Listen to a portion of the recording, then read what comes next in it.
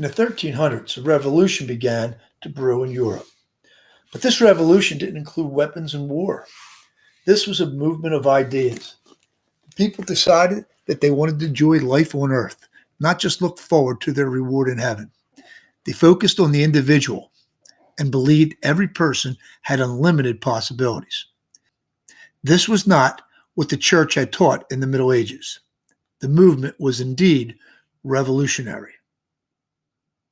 The new movement was called Humanism. Instead of blindly obeying the authority of a king or the teachings of the church, the followers of this movement wanted to be independent and think for themselves.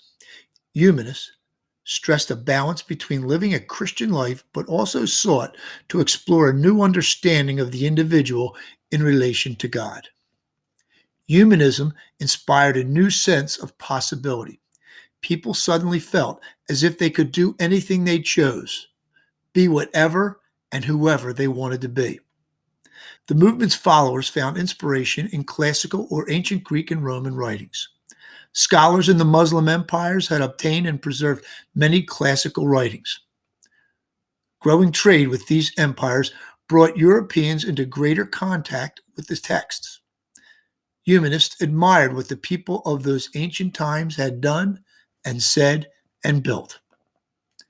An Italian poet named Petrarch became an early humanist leader and collected around 200 classical manuscripts.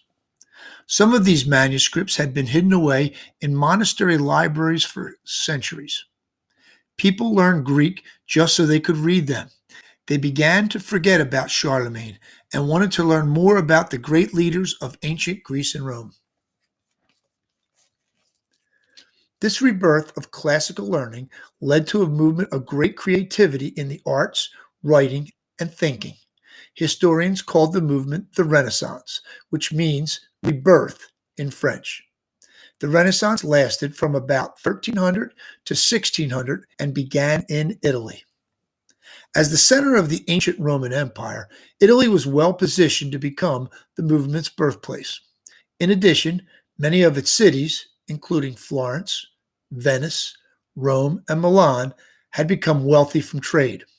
Ideas as well as goods were traded in these cities, which attracted artists, writers, and scientists. Italian cities particularly benefited from the reopening of the ancient trade routes of the Silk Roads between Europe and China.